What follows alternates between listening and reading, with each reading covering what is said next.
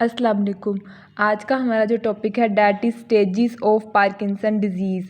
इसकी 6 स्टेजेस होती हैं, ठीक है। पार्किंसन डिजीज़ हमने पहले भी पढ़ा कि प्रोग्रेसिव डिजीज़ है। इसमें जगह जगह पे आपके ब्रेन के अंदर लिगेंड्स बनती है और आहिस्ता आहिस्ता आपका सारा ब्रेन इन्वॉल्व होना शुरू हो जाता है। तो हम देखते हैं किस तरह स्टेज वाइज आपका सारा ब्रेन इन्वॉल्व हो रहा है, ठीक है। सबसे पहले इसके अंदर आती है स्टेज 1। स्टेज 1 में क्या होता है कि इसमें भी सिर्फ मेडुला ओब्लोंगेटा के अंदर ही लिगेंड्स मौजूद हैं। आहिस्ता आहिस्ता क्या करते हैं, ये स्टेज 2 के अंदर ये लिगेंड्स एक्सपैंड कर जाते हैं और न्यू लिगेंड्स बन जाते हैं इन द कोडल रेफी न्यूक्लियाई, ठीक है। ये सारे ना बेसल गैंग्लिया के डिफरेंट न्यूक्लियस होते हैं, जाइजेंटो सेलुलर रेटिकुलर न्यूक्लियस, ठीक है। कोरिलियस और सब कोरिलियस कम्प्लेक्स है, ये सारे बेसल गैंग्लिया के न्यूक्लियस हैं। इसके अंदर लिगेंड्स बनना शुरू हो जाते हैं, ठीक है। फिर आहिस्ता आहिस्ता क्या होता है, स्टेज 3 के अंदर सब्सटेंशिया नाइग्रा भी इन्वॉल्व होना शुरू हो जाता है, ठीक है। सब्सटेंशिया नाइग्रा लिंक कर रहा होता है हमारे मिड ब्रेन के साथ, ठीक है। ये हमारे मिड ब्रेन का पार्ट है और ये बेसल गैंग्लिया से लिंक कर रहा होता है और जो डोपामिन का सारा काम है उसको सही से ऊपर लेके जा रहा होता है। फिर स्टेज 4 के अंदर जो है वो कोर्टेक्स के अंदर भी लिगेंड्स बनना शुरू हो जाते हैं, कोर्टेक्स भी इन्वॉल्व होना शुरू हो जाता है। स्टेज 5 के अंदर सबसे पहले क्या होता है कि ब्रेन का जो कोर्टेक्स वाला पोर्शन है उसका वो जब इन्वॉल्व होता है तो उसके बाद फिर Aahista Aahista sensory association areas पहले इन्वॉल्व होते हैं, ठीक है। नियोकोर्टेक्स के प्री फ्रंटल नियोकोर्टेक्स के पहले सेंसरी एसोसिएशन वाले एरियाज़ इन्वॉल्व होते हैं। उसके बाद स्टेज 6 के अंदर जाके जो सेंसरी एसोसिएशन एरियाज़ हैं नियोकोर्टेक्स के वो इन्वॉल्व होते हैं। जो 3 हमारे पास हैं motor areas, pre motor areas, वो इसके अंदर इन्वॉल्व होना शुरू होते हैं और फिर इस तरह आहिस्ता आहिस्ता करके कंप्लीट ब्रेन इसके अंदर इन्वॉल्व हो जाता है, ठीक है।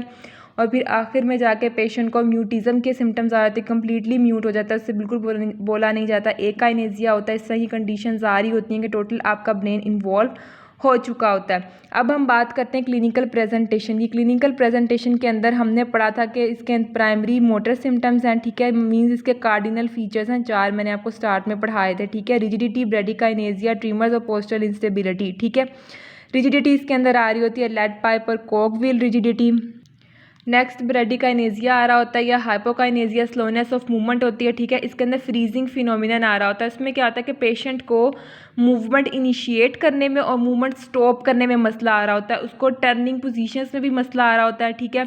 इन सब में उसको मसला आएगा और ये सब फ्रीजिंग स्टेज में आएगा। बाज़ों का इस तरह होता है कि अगर वो चल रहा है तो बाज़ों का वो चलते चलते भी रुक जाता है, तो वो हमारे पास फ्रीजिंग स्टेज के अंदर ही आता है। इसमें कंडीशंस आ रही होती हैं हाइपोकाइनेसिया, एकाइनेसिया आता है, फिर Aahista Aahista complete absence of movement हो जाती है, ठीक है, जिसमें पेशेंट कंप्लीटली बेडरिडन हो जाता है और जो हमारे पास लास्ट स्टेज के अंदर आता है। इसके अंदर जो मैनेजमेंट है वो कंपनसेटिव प्रिवेंटिव अप्रोच हम यूज़ करते हैं, क्योंकि ये रिकवर तो नहीं हो सकता, तो आपकी कंपनसेटिव प्रिवेंटिव अप्रोच आती है इसके अंदर कि आप उसको डिले करते हो कि पेशेंट ज़्यादा से ज़्यादा अर्सा इंडिपेंडेंट रह सके। लेकिन at the end stage patient की इस डिजीज़ की वजह से डेथ है, क्योंकि प्रोग्रेसिव डिसऑर्डर है, तो आप कंपनसेटिव या प्रिवेंटिव मेजर्स करते हो कि आप उस प्रोसीजर को डिले कर सको, ज़्यादा से ज़्यादा कोशिश करते हो कि पेशेंट इंडिपेंडेंट रह सके। नेक्स्ट इसके अंदर शफलिंग गेट और फैसिनेटिंग गेट आ रही होती है, ठीक है। फैसिनेटिंग गेट की बात करें या शफलिंग गेट, क्या होता है कि तेज़ तेज़ चलता है पेशेंट, ठीक है। तेज़ तेज़ चलता है, छोटे छोटे कदम लेता है।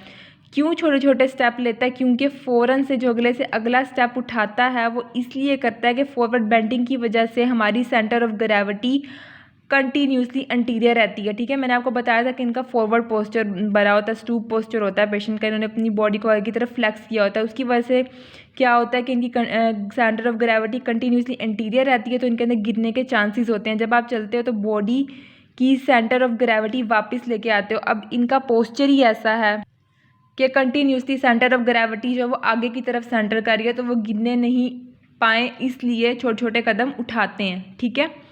तेज़ तेज़ चलते हैं, छोटे छोटे कदम उठाते हैं ताकि वो गिर ना जाएं, फॉल ना हो, इसलिए हम इनको शफलिंग, फैसिनेटिंग या स्टेपिंग गेट कह रहे होते हैं, ठीक है, कि इनके अंदर शफलिंग, फैसिनेटिंग और स्टेपिंग गेट आता है। नेक्स्ट कार्डिनल फीचर्स में हमने बात की थी ट्रेमर्स की। इनके अंदर रेस्टिंग ट्रेमर्स आते हैं। मैंने आपको बताया था कि जब हम खड़े होते हैं, सिंपल खड़े भी हैं, तो हमारे पोस्चर मसल्स एक्ट कर रहे हैं, उसके अंदर इनको ट्रेमर्स आ रहे होते हैं। जैसे ही कोई वॉलंटरी मूवमेंट शुरू करते हैं तो आहिस्ता आहिस्ता करके ट्रेमर स्लो डाउन होते हैं और फिर ख़त्म हो जाते हैं, ठीक है।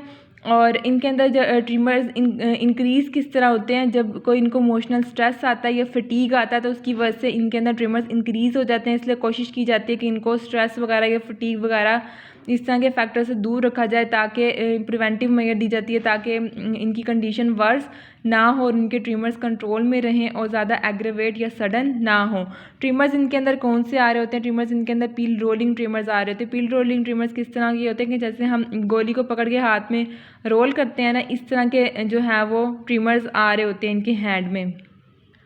लास्ट कार्डिनल फीचर आ जाता है पोस्चर इंस्टेबिलिटी। इसमें क्या, patient tend to either lean forward, ठीक है, आगे की तरफ झुकना शुरू हो जाता है कंप्लीट, और इनका फ्लैक्स पोस्चर इतना स्टिफ होता है कि अगर आप इनको सुपाइन पोजीशन में भी लिटाओगे ना तो ट्रंक और नेक इतनी फ्लैक्स्ड होती है कि इनका सर पीछे बेड पे नहीं लग रहा होता, इतना ज़्यादा उनका स्टिफ पोस्चर हुआ हुआ होता है। इसे हम सीरियस पोस्चर भी कहते हैं कि कंप्लीट फ्लेक्शन में जाती है पूरी बॉडी, ठीक है, hip, knee, ankle, down, shoulder, trunk, head सब ही पेशेंट के फ्लेक्शन में गए होते हैं। इसलिए आपकी गेट डिस्टर्बेंसीज आ रही होती हैं, ठीक है, शफलिंग गेट, स्टेपिंग गेट आ रही होती है इन पेशेंट्स के अंदर। Patients have a tendency to fall forward, ठीक है, कि इसमें क्या होता है कि फॉरवर्ड गिरने के चांसेस क्यों होते हैं, क्योंकि इनकी सेंटर ऑफ ग्रेविटी कंटिन्यूसली आगे ही रहेगी, अपना पोस्चर वो चेंज नहीं कर पाते, आगे झुक के छोटे छोटे कदम लेके चलते हैं, तो ऐसी फीलिंग आती है कि सेंटर ऑफ ग्रेविटी को ये चेस करने की कोशिश कर रहे हैं। नेक्स्ट हम बात करते हैं सेकेंडरी मोटर सिम्टम्स की। सेकेंडरी मोटर सिम्टम्स के अंदर सबसे पहले आती है मोटर परफॉर्मेंस। मोटर परफॉर्मेंस के अंदर है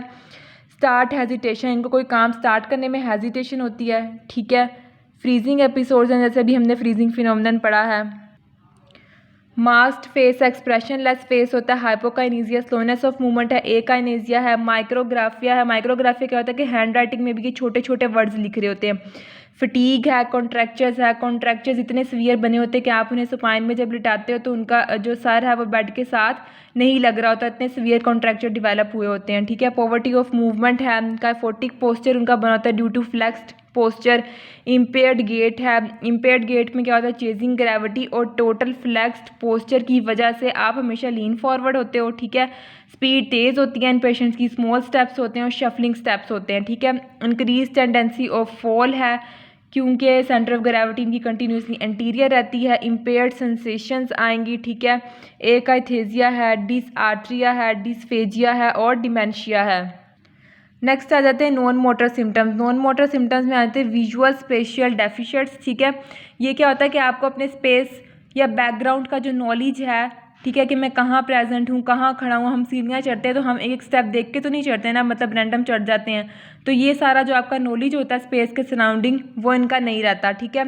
डिप्रेशन में जाते हैं। ब्रेडिकाइनेसिया होता है इन पेशेंट्स के अंदर, ठीक है। म्यूटिज़म है कि जब स्पीच डिफ़िकल्टीज़ होती हैं तो पेशेंट कम्प्लीटली म्यूटिज़म की तरफ चला जाता है, म्यूट हो जाता है, फिर वो कुछ भी बोल नहीं पाता, ठीक है। उसके बाद सिबोरिया है इनके अंदर और सेबेशियस ग्लैंड्स की ज़्यादा प्रोडक्शन होती है। उसके बाद एक्सेसिव स्वेटिंग है और नेक्स्ट इनके अंदर आ जाता है साइलोरिया, सलाइवा प्रोडक्शन ज़्यादा हो रही होती है इनके अंदर, और कॉन्स्टिपेशन। आर्थोस्टेटिक हाइपरटेंशन है, यूरिनरी ब्लैडर डिसफंक्शन है और डिक्रीज सीवियस रिस्पॉन्स है। ये सारे थे नॉन मोटर सिम्टम्स। अब हम बात करते हैं मोटर प्लानिंग की। मोटर प्लानिंग में सबसे पहले मोटर प्लानिंग डेफिसिट्स, ठीक है, आ रहे होते हैं। मोटर प्लानिंग में मसला आ रहा होता है इनका कि जो है वो मूवमेंट स्टार्ट हेजिटेशन है, ठीक है। प्रोग्रामिंग कम्प्लेक्स मूवमेंट है, और मतलब प्रोग्रामिंग कम्प्लेक्स मूवमेंट का मतलब ये कि फॉर एग्जाम्पल उन्होंने अगर दो टास्क इकट्ठे करने हैं तो इनसे हैंडल नहीं हो पाता। फॉर एग्जाम्पल एक बंदा वो ट्रे उठा के चल रहा है, आगे उससे दरवाज़ा भी खोना है, तो दोनों चीज़ों को उसने कैसे मैनेज करना है, इनसे ये इस तरह के कम्प्लेक्स टास्क इकट्ठे नहीं हो पाते, ठीक है। और सीक्वेंसिंग ऑफ मूवमेंट्स भी नहीं हो पाती कि पहले क्या करना है, दरवाज़ा खोलना है, ट्रे को किस तरह साइड पर करना है, ये सारी चीज़ें इनसे नहीं हो पाती, ठीक है, क्योंकि हर काम को करने से पहले आपने मूवमेंट की जो है सीक्वेंसिंग करनी होती है, वो इन लोगों से नहीं हो पा रही होती। मेंटल फटीग है, लॉस ऑफ मोटिवेशन है और डिप्रेशन वगैरह डिवेलप हो रहा होता है इन पेशेंट्स के अंदर। ये था हमारे क्लिनिकल प्रेजेंटेशन पार्किंसन डिजीज़ के। बाकी थोड़ा सा टॉपिक रह गया, वो हम नेक्स्ट लेक्चर में इसको कवर कर लेंगे। Thank you for watching my video.